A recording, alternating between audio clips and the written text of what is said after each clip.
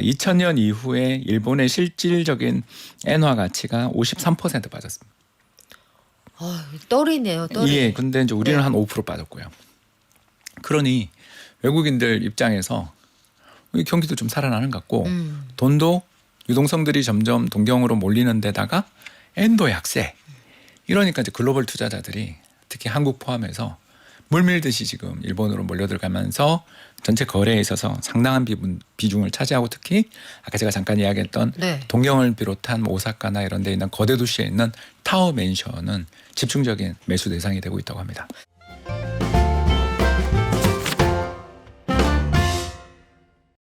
최근 몇 년 사이에 부동산 쇼핑하러 일본 가는 자산가들이 늘어나고 있다고 합니다. 우리뿐만 아니라 아시아의 많은 국가들이 눈을 돌리고 있다고 하는데 글로벌 기업들도 일본에 투자 늘려서 전반적으로 일본 경제 살아난다 이런 분위기가 감지가 되죠. 근데 이대로 쭉 갈까요? 아니면 이러다 말까요? 그리고 토지거래 허가제 해제 이후에 상승 모멘텀이 좀 꺾인다고 하는 국내 집값은 어떻게 될까요? 프리즘 투자자문 홍춘욱 대표에게 물어보겠습니다. 안녕하세요. 네, 안녕하세요. 박사님, 작년에요. 일본 부동산 통계를 보니까 1년 새 부동산 가격이 한 3% 가까이 올랐더라고요. 이게 버블 경제가 붕괴된 이후에 일본 부동산 가격이 이 정도로 오른 적이 없었다고 하는데 맞습니다. 진짜예요? 예, 1991년 이후에 최초로 2.7%를 기록했습니다. 92년부터 부동산이 붕괴됐고 네. 공시지가라는 게 약간 후행하니까 예, 사실 거의 역대 최대 상승률이 나왔다고 볼 수가 있겠고요. 참고로 이제 이 지표를 이제 보면 전체 일본 내에서 26,000곳의 표준지를 선정해서 이제 측정을 하는데 67%가 상승을 보고했다. 그러니까 빠진 데도 있다는 이야기가 되겠고요. 우리랑 다 마찬가지입니다만 거기도 이제 인구 감소가 한 20년 넘게 지속되는 나라이다 보니까 아무래도 이제 도시 쪽은 좀 잘 나오고 숫자가 지방 쪽은 좀 잘 안 나오는데 이제 특히 최근에 TSMC 공장 들어간 큐슈 쪽 집값이 많이 올랐다고. 예, 역시 일자리가 집값을 올리는 데는 최고다라는 걸 보여주는 그런 통계 같습니다. 그렇군요. 그러니까 관련 기사들 보니까 사실은 국내에서는 통계 업데이트가 잘 안 된 분들은 우리 자꾸 부동산 가격 올라봐야 이거 일본 꼴 난다. 일본 버블 붕괴 봐라. 일본 부동산 나락같다. 이런 얘기하는데 지금 현실은 그게 아니라는 말씀이에요. 예, 특히 동경이나 오사카 그리고 이제 나고야로 이어지는 일본의 3대 경제권들은 대부분 최고치를 회복했고요. 특히 일본의 맨션, 타워 맨션이라고 들어보셨는지 모르겠습니다. 그러니까 지진에 대해서 내진 설계를 잘 갖추고 있는 그런 타워 맨션의 지가 같은 경우는 지난 5년간 2배 올랐습니다. 그 고급 주택들 말씀하시는 예, 거죠? 이번에 아다부자의 힐스라든가 그 이전에 이제 니폰기 힐스 같은 이제 이른바 힐스 시리즈들이 그렇죠. 롭pongi 힐스 이런 쪽. 예, 거긴 네. 2003년이고요. 이렇게 어마어마한 주상복합 건물들 같은 경우는 분양가만 봐도 한 해에 30% 올린 데들이. 분양가가요? 예, 1년 사이 30% 와. 정도 올랐습니다. 그래서 곧 통계가 나오겠지만 일단 분양가 통계로는 역사상 최고치는 넘어선 지 오래됐고요. 그냥 집가도 이제 옮겨 붙고 있다. 그리고 이전에는 3대 도시만 올랐는데 전국 집값도 가파르게 오르고 있다 이렇게 볼 수 있겠습니다. 지금 박사님께서 그 사전에 보내주신 그 통계 지표를 보니까 진짜 그러네요. 전국 집값도 지금 우상향이 뚜렷하고 지방권하고 3대 도시권 보면은 가파르게 기울기가 커지는 걸 지금 확인을 할 수가 있는데 그러면 일본 경기가 확실하게 살아났다 이렇게 볼 수가 있습니까? 네, 살아난 건 벌써 한 12년 정도 됐고요. 그러니까 아베노믹스가 2013년 시작되면서부터 그 해에 3대 도시 지역은 죄다 상승했고 이제 그때부터 쭉 상승하다가 2020년 코로나 때 그때 동경올림픽 연기되고 기억나시죠? 네, 그 올림픽 참 약간 스산했죠. 예, 고생했죠. 네. 그리고 종이 박스로 침대 만들고 했던 거 기억나실 겁니다. 근데 슈퍼 마리오 기억납니다. 예, 일본에서는 근데 아무튼 그게 굉장히 유행이 있더라고요. 이사할 때 옮기기 편하다라고 자취생들이 엄청 많이 쓰고 있는 그런 종이 침대, 종이 의자, 종이 책상들도 많이 봤고요. 아무튼 그만큼 친환경을 내세우면서 야심차게 준비했던 2020년 동경올림픽이 코로나19 팬데믹 때문에 잘 안 되면서 집값이 21년 이제 공시지가는 또 조금 하락했다가 지금 다시 불이 붙고 있는 중이다. 그래서 만으로 보면 잠깐 중간에 쉬긴 했지만 13년 가까이 오르고 있다고 볼 수 있습니다. 아, 그렇군요. 근데 일본 하면은 그냥 막연하게 생각할 때 부동산이 지금 오를 만큼 이 구매력이 있나? 청년들이 이게 일단 고민이고 노인들이 많다고 하는데 오히려 팔고 현금화하지 않을까 이런 생각도 들고 최근에 일본 부동산 가격을 밀어 올리는 특별한 요인이 있나요? 외국인입니다. 외국인이요? 네. 어, 예, 일단 이게 이해를 하시려면 네. 일단 그 방금 이야기하신 박연미 앵커님의 말씀은 거의 정확합니다. 그러니까 일본의 지방에 거주하고 계시는 농촌 지역에 거주하고 계시는 노인들은 상속하는 과정에서 대규모 처분이 이루어지고 그렇죠. 있고 실제로 이제 지난해 통계입니다만 2023년 같은 경우에 일본 돈 거의 10조 원이 넘는 돈이 상속 과정에서 지방에 있는 금융기관에서 동경에 있는 금융기관으로 이전되었다라는 아, 유명한 뉴스가 있었습니다. 이제 좀 있으면 작년 통계도 나올 텐데요. 네. 그러니까 그만큼 이제 일본은 그 단카이 세대라고 불리는 1947년생 분들이 이제 일본의 주력이십니다. 바로 무라카미 하루키부터 시작하는 그 전공투 세대가 네. 약 2천만 명 가까이 되는 그분들이 이제 지금 차례대로 이제 유산 상속종으로 들어가고 있어서 지방 부동산은 아무래도 급매물이 나오니까 어려운데 이제 동경 지역에 이 돈이 몰리고 있다는 게 첫 번째라면 이제 두 번째가 바로 여러 가지 통계들 보면 지난해 그 부동산 거래액이 8조 5천억. 그러니까 뭐 한 80조 정도 되는 우리나라 돈으로 이제 거래액이 되기 시작하면서 유동성이 이제 슬슬 풀리기 시작했다라는 거고요. 특히 이제 증가율이 20% 정도 증가했는데 그 중에 전체 28%가 외국인 투자액이다라고 그런 통계들도 있어요. 근데 제가 봤을 때는 이보다는 더 했을 것 같은데 아무튼 이런 통계가 이제 글로벌 어떤 부동산 관련돼 있는 리서치에서 나오고 있는 중입니다. 특히 이제 최근에 가장 많이 오르고 있는 지역이 어디냐 했더니 동경도 동경인데 교토요. 예, 관광객이. 아, 예, 그래서 우리나라 사람들이 이제 교토 여행을 많이 가니까 교토 오사카 쪽 집값이 그동안 동경한테 좀 밀렸는데 네. 지난해에는 거의 한 5% 오르는. 아니 우리가 교토 집값까지 올려주는 거예요 예, 근데 지금? 실제로 저도 작년 말에 한번 갔다 왔는데 어. 에어비앤비 예약도 좀 쉽지 않을 정도로. 예, 그리고 그 이제 시조돌이라고 불리는 이제 큰 유흥가라고 해야 될까 이제 좀 아파트라기보다는 일종의 이제 그 호텔과 각종 오피스텔 거기에 에어비앤비가 이렇게 쫙 몰려 있는 그런 지역인데 네. 걷기가 힘들었습니다. 아, 사람이 너무 많아서 그리고 일본어보다 영어가 훨씬 더 많이 들리고 우리말이 훨씬 더 많이 들리는. 아, 그러니까 왜 이런 일이 벌어졌냐 이제 이유가 이제 두 번째가 나오기 시작했는데 바로 2000년 이후에 일본의 실질적인 엔화 가치가 53% 빠졌습니다. 떨이네요, 떨이. 예, 근데 이제 우리는 네. 한 5% 빠졌고요. 그러니 외국인들 입장에서 이 경기도 좀 살아나는 것 같고 돈도 유동성들이 점점 동경으로 몰리는 데다가 엔도 약세. 이러니까 이제 글로벌 투자자들이 특히 한국 포함해서 물밀듯이 지금 일본으로 몰려들어가면서 전체 거래에 있어서 상당한 비중을 차지하고 특히 아까 제가 잠깐 이야기했던 네. 동경을 비롯한 뭐 오사카나 이런 데 있는 거대 도시에 있는 타워 맨션은 집중적인 매수 대상이 되고 있다고 합니다. 근데 한국에서도 돈 좀 있는 사람들이 일본 부동산을 많이 샀대요. 근데 부동산에서 그럼 이분들 그냥 한국에 있는 거 사도 되잖아요. 그리고 아주 예전 동안 뭐 제가 과문한 탓인지 일본은 자연재해가 많은데 거기다 막 뭐 사도 될까? 이런 생각이 하나 들고 제가 알기로는 일본이 거기서 대출 받아서 외국인이 부동산 사는 과정이 만만치가 않거든요. 이게 굉장히 까다롭다고 하는데 그럼 다 현금 들고 가서 산다는 얘기인가? 이것도 좀 궁금한데요. 예, 개인은 일단 현금이 많이 필요하고요. 그건 맞습니다. 근데 이제 법인 형태로 가면 아, 예, LTV 70% 이상으로 대출이 나오니까 사업자 대출이요. 예, 그렇습니다. 그러고 이제 일반적인 개인들이 일본에서 집을 살 때 35년 만기 대출 금리가 1% 되거든요. 그런데 1%. 예, 이제 그것도 많이 오른 겁니다. 몇 년 전에 제가 갔을 때는 0.57%였습니다. 몇 년 전은 아니고 이제 제가 국민연금 다닐 때 네. 일본에 있는 부동산 기업 탐방 갔다가 정말 놀랐던 기억이 바로 0.57%인데 그때는 LTV가 105%였습니다. 105%요. 예, 등기까지 치라고. 여러분 제발 집 좀 사세요. 이런 예, 그랬는데 얘기군요. 이제 많이 오른 상태고요. 실제로 이제 우리나라가 개인이랑 법인 합쳐가지고 부동산 취득을 위해서 송금한 건수는 작년에 125건 정도니까 뭐 그렇게 많다고는 아직 볼 수 없는데 이제 해외로 송금된 돈은 570억.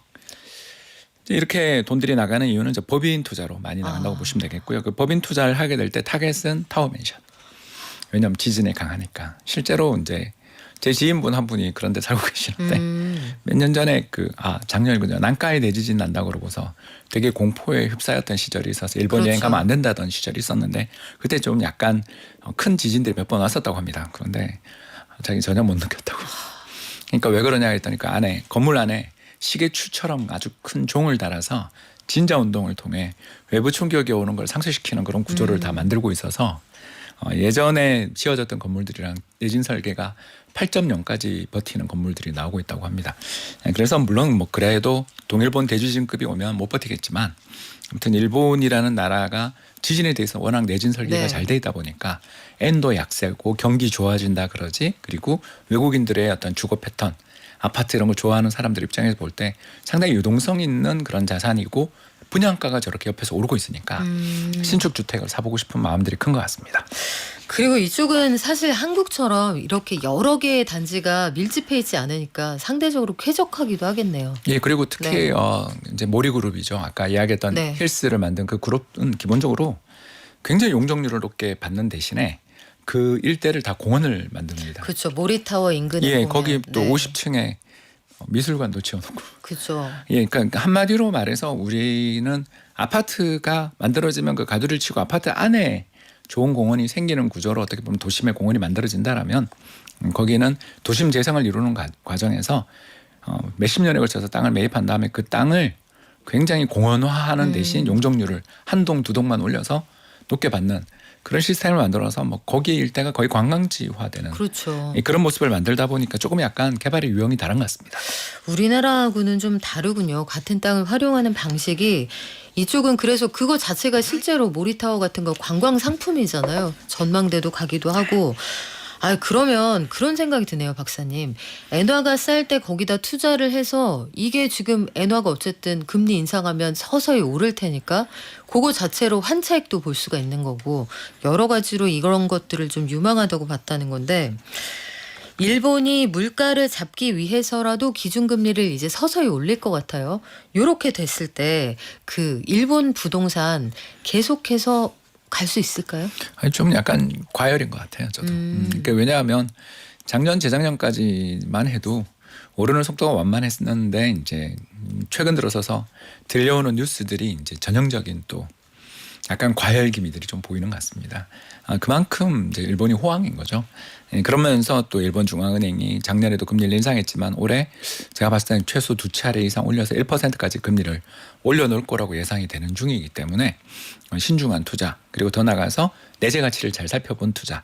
그러니까 여기 좋대 그러고 그냥 사는 게 아니라 주변 시세도 좀 확인해보고 여기 법인으로 받았을 때 대출 금리는 얼마 정도 더 오를 수도 있는지 이런 것들을 잘 관리하셔야 되고요. 특히 그 일본이 거주 관련된 세금이 좀 있습니다. 그렇죠. 네, 우리나라랑 좀 다른데요. 우리는 이제 양도세가 엄청나게 센 나라고 일본 같은 선진국들은 대부분 매매가 잘 안 되기 때문에 원래 그렇습니다. 그래서 오래 살기 때문에 대신에 이제 양도세는 별로 그렇게 크게 신경들 안 쓰는데 보유에 따른 세금들이 좀 있는 편이기 때문에 그런 비용들까지 함께 감안해서 투자하는 태도가 필요할 것 같습니다. 이런 것들도 참 고려할 게 많은데 참 그 자산가들은 발빠르군요. 근데 궁금한 게 하나 있어요, 박사님. 엔화가 금리 올린다고 하고 어쨌든 찔끔이지만 그동안 올렸는데 물가도 올랐는데 생각보다 약세가 오래가는 것 같아요. 최근 들어서 보면 지금도 보니까 엔달러가 한 153엔?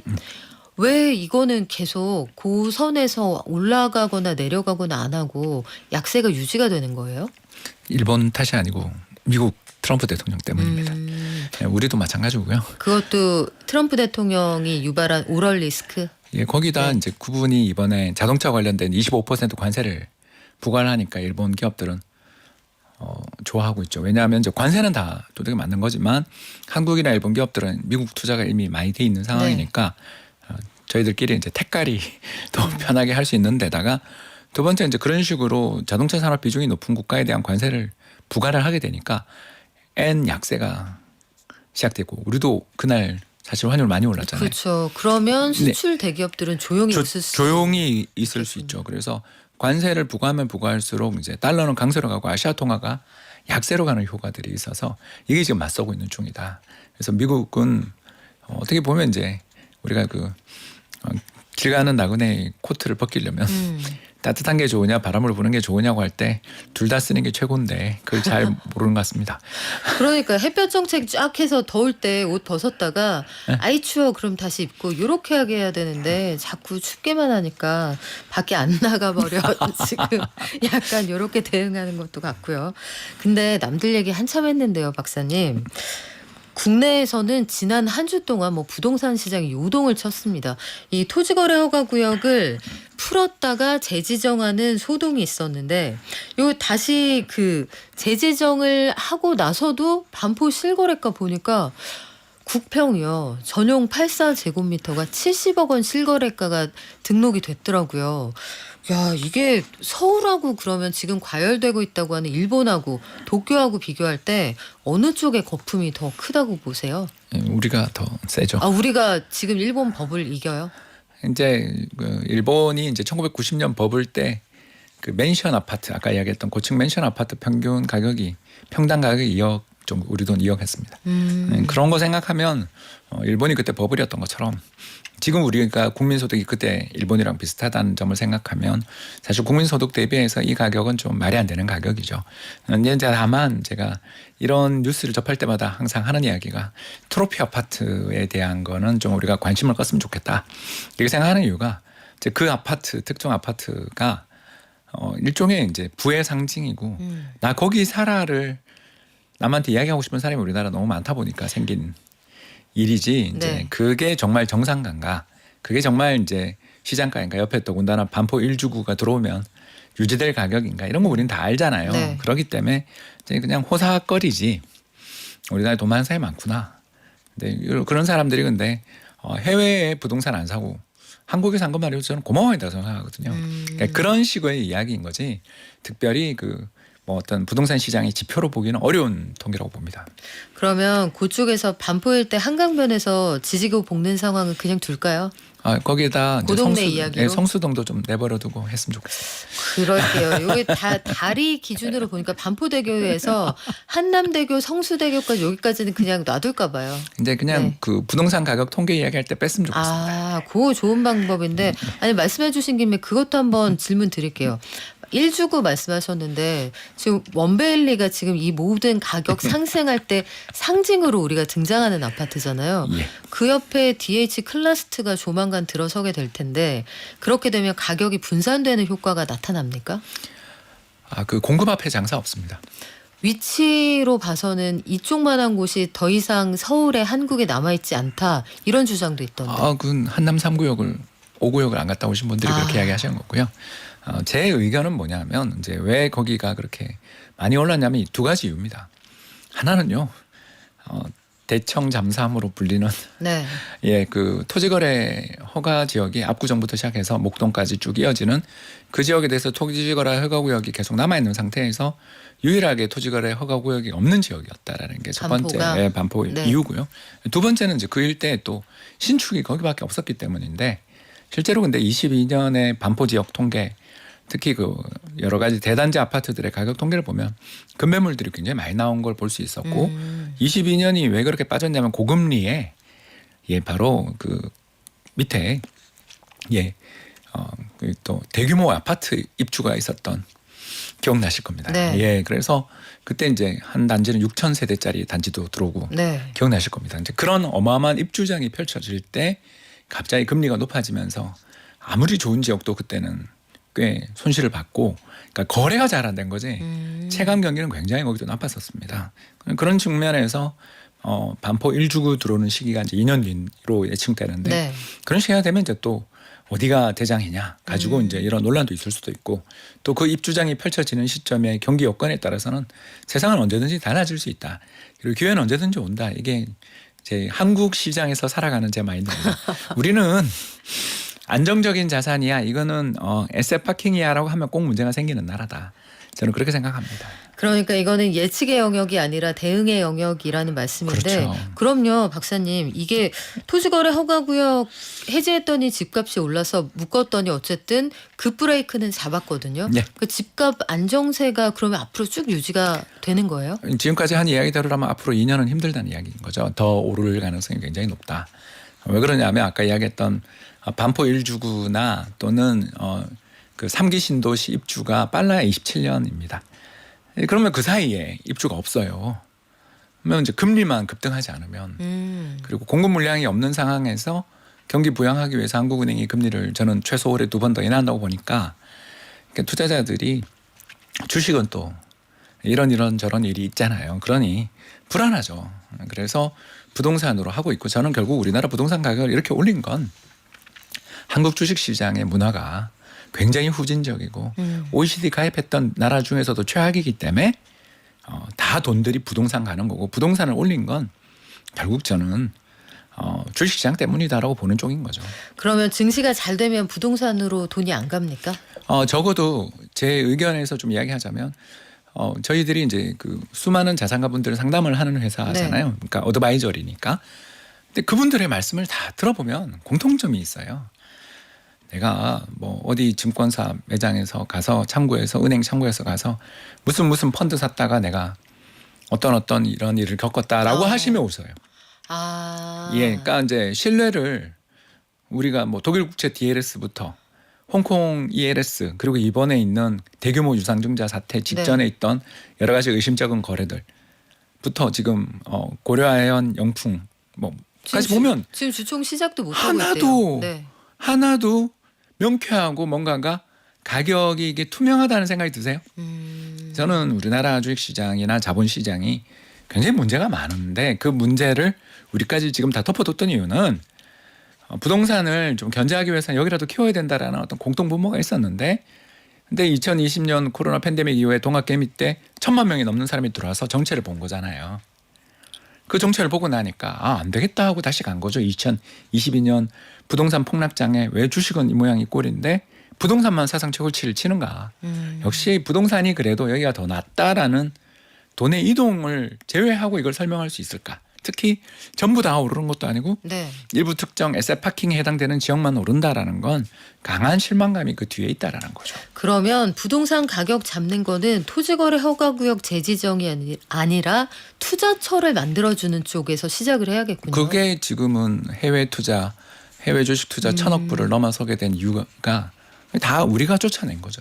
한국은행은 해외에 투자하는 거 조심하라고 뭐 글도 쓰고 그랬던데 한국은행은 갑자기 왜 그러는 걸까요? 외환을 관리해야 되는 입장에서 한 분기에 1,000억 불 지금 우리 그 대외 순자산 잔고가 그 주식 부문에서 물론 평가 차익도 있지만 1,000억 불 이상 늘고 있어요. 분기마다. 자꾸 달러 환전해서 외국으로 나갔으니까 환율을 오르잖아요. 이런 얘기군요. 그리고 또 너무 급하게 나가서 레버리지 투자나 이런 걸 많이 한다고 우리나라 이제 여러 연구소에서 많이 지적도 하잖아요. 특히 영국에 있는 뭐 몇 배 레버리지 이런 거 상장 폐지도 잘 된다는 거를 우리 너무 많이 사는 거 아니냐 그러면서 오징어 게임 주식시장 소리까지 들었잖아요. 그러니 좀 그런 건 자제하라는 말은 저는 충정의 발로다. 그러나 한국은행이 잔소리를 하는 데는 이런 백그라운드가 있다. 그래요. 충정에다가 약간의 환율 걱정이 토핑돼 있는 건데 끝으로 아주 짧게 엔캐리 트레이드 청사 이제 걱정 안 해도 됩니까? 이게 뭐 많이 된 것 같습니다. 예, 워낙 다들 너무 겁을 많이 먹었죠. 네, 이제는 뭐 좀 잦아든다 이런 말씀으로 이해가 되네요. 지금까지 프리즘 투자자문 홍춘욱 대표와 함께했습니다. 고맙습니다. 감사합니다.